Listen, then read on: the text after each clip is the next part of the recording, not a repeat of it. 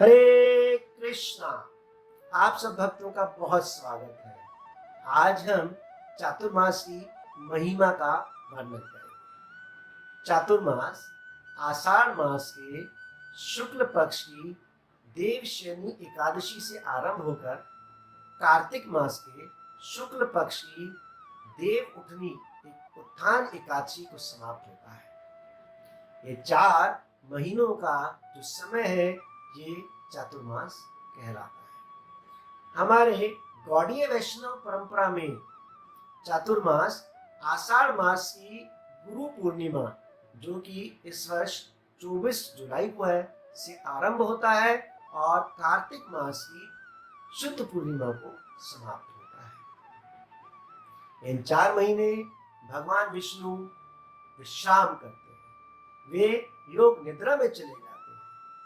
भगवान तो गुणातीत है, वह केवल एक लीला करते हैं। स्कंद पुराण में बताया गया है, चातुर्मास में यदि कोई व्यक्ति भगवान का व्रत करता है तो वह बहुत ही उत्तम माना जाता है। इस संसार में मनुष्य जन्म और भगवान की भक्ति, ये दोनों ही बहुत दुर्लभ है। स्कंद पुराण में बताया गया है, साधर्म सत्या कथा चैव सत्सेवा दर्शनम सताम विष्णु पूजा रतिर्दाने चातुर्मास्य सुदुर्लभा।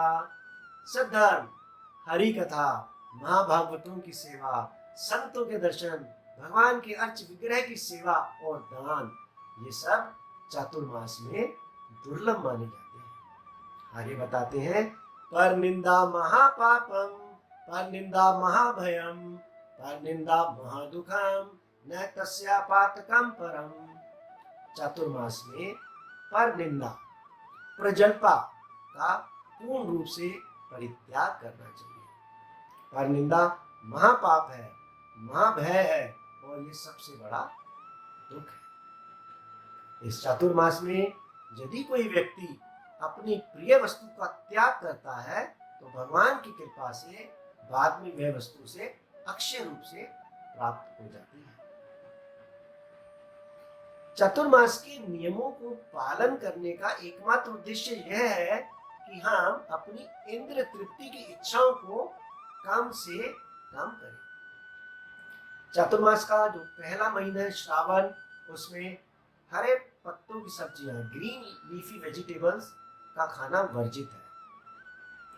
भादों में दही, अश्विन में दूध और कार्तिक मास में उड़द व मसूर की दाल खाना मना है। परंतु अगर किसी को मेडिकल एडवाइस पर दूध या दही खाने की आवश्यकता है, यदि कोई बच्चा है या गर्भवती माता है या वृद्ध है, तो वो इनका रूप परिवर्तित करके ले सकते हैं। दही को दही के रूप में ना लेके चरणामृत के रूप में ले सकते हैं, उसकी कढ़ी बना सकते हैं। इसी प्रकार दूध को हल्दी डाल के ले सकते हैं या उसका पनीर बना सकते हैं। वैसे तो चातुर्मास के बहुत नियम हैं, परंतु इस कलयुग में हम जैसे पतितों के लिए इन नियमों का पालन कर पाना बहुत ही कठिन है। व्यवहारिक नियम तो यह है कि हमें ज्यादा से ज्यादा हरे कृष्ण महामंत्र का जाप करना चाहिए। इन 4 महीने हम ब्रह्म मुहूर्त में उठें, स्नान करें, भगवान की मंगल आरती करें, हरे कृष्ण महामंत्र के जाप करें, भगवत गीता और भागवतम का पठन पाठन करें। इस 4 महीनों में किसी भी प्रकार का कोई शुभ कार्य, गृह प्रवेश, शादी इत्यादि वर्जित है। केवल और केवल भक्ति में कार्य ही सफल होते हैं, तो हमें अधिक से अधिक भक्ति में कार्य करने का प्रयास करना चाहिए। प्राचीन काल में साधु संत चातुर्मास में एक स्थान पर रुक के व्रत और नियमों का पालन किया करते थे। चातुर्मास के आरंभ होते ही वर्षा काल, वर्षा ऋतु शुरू हो जाती है, जिसके कारण हमारे शरीर में रोगों से लड़ने की प्रतिरोधक क्षमता कम हो जाती है।